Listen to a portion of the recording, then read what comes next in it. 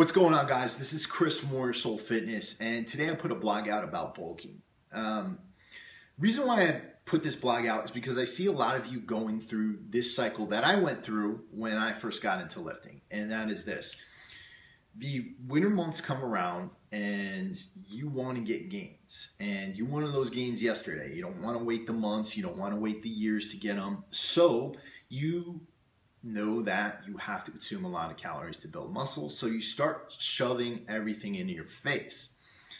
After a few months, your strength goes up a little bit, you're filling out your t-shirts, but you notice that you have love handles, you have a gut, and it's April, and you know the summer's coming around, and you want to be able to take your shirt off. So then you go and you begin cutting. And when you start cutting, you start doing lots of cardio, you cut your calories down, and you notice that all those gains you got during the winter time when you were filling your t-shirt out are gone, and now your t-shirt sleeves are baggy, your arms seem smaller, you don't have as much strength as you did. And so you start to freak out by, say, August. And then by September, you're stuffing calories down your face again, you're getting fatter again, and you keep going through the same cycle, bulking and cutting over and over again. What happens over the long run, you might gain a pound or two of muscle, but for the most part, you're not one of these people who's skinny fat. You're either skinny or fat, meaning you're skinny in the summertime, fat in the wintertime. And it's really hard to get out of this cycle. The problem is that everybody's telling you that you need to bulk and cut, right? So you need to bulk in the wintertime to put on muscle, and you need to cut in the summertime to get rid of fat. And they're telling you that you can't build muscle without putting fat on. Here's the problem. Virtually nothing to do with bulking and cutting is actually supported by science. If you try to look for articles on bulking and cutting, you're not going to find anything in peer-reviewed journals. You're going to have to go to one of those crappy bodybuilding websites to actually figure anything out. And so a lot of your information is kind of singularly focused on bulking and cutting. So what are you actually supposed to do? Well, what I'm going to tell you today is why I don't think bulking is a good idea. And I'm going to go through some different things that you can do rather than bulking or cutting. First, I want to say that I wrote a blog about this, and I think the written word is a lot more easy to follow and transparent. So please check out the blog. I put it in the links below. Why is bulking not a good idea? First things first is this. A lot of you have the idea that the more calories you eat, the more muscle you're going to build, which is true. You need a certain amount of calories to be put into your body in order to build muscle.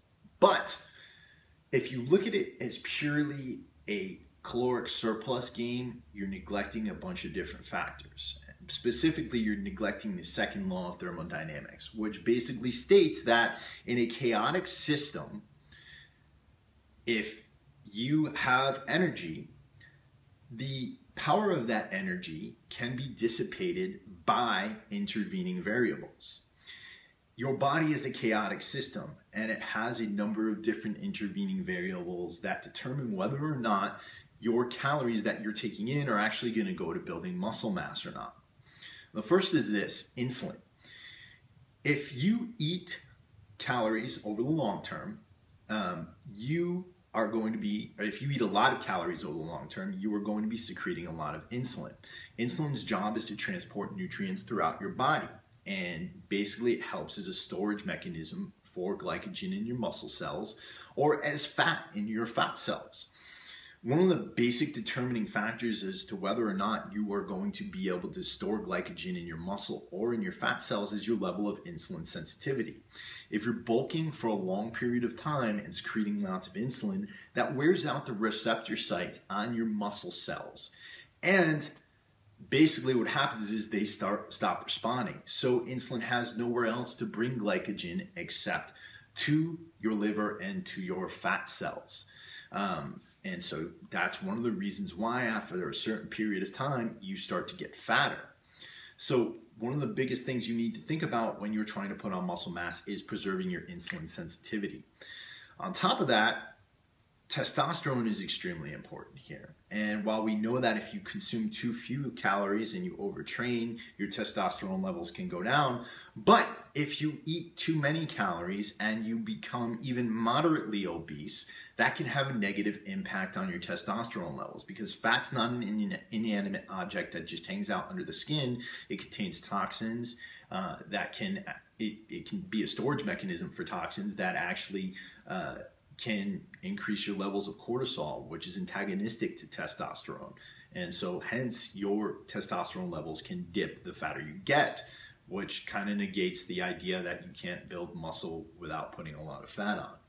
In fact, if you're putting a lot of fat on, you're probably shooting out yourself in the foot, starving your muscle mass, and starving yourself of the hormones that are actually going to help you regain muscle.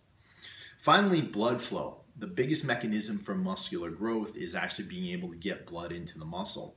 And if you have a lot of fat around you, then it's harder to get blood into the muscle and harder to get a really good pump into the muscle of nutrients so that you can actually grow those muscle cells. So what should you do?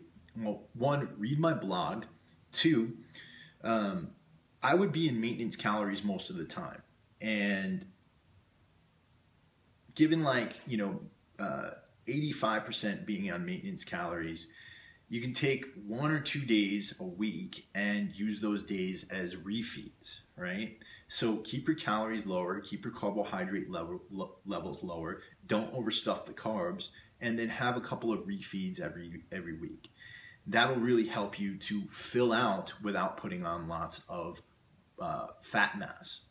2, avoid eating tons of junk like you do in a normal bulk.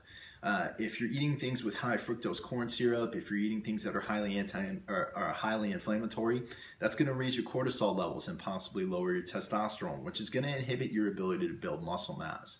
So I would avoid any type of sweets, baked goods, sugars, or any of the kind of processed junk that you see as far as Pop-Tarts. Yes, there is such a thing as clean foods.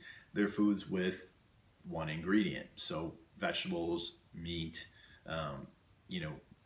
different whole foods that you can get from the grocery store. 3, do cardio. Do, at least 3 to 4 sessions of 30 minutes of cardio a week. It doesn't matter if it's HIIT or steady state, just do cardio to improve your blood flow and keep the blood pumping to the muscles. There's a bunch of other stuff here, but I really want you to check out my blog. I'm not a very good speaker, so you definitely want to check my written word out a little bit more than my dumbass here on YouTube. All right, hope you guys are doing well. Chris Albert, Warrior Soul Fitness. Don't bulk. Peace.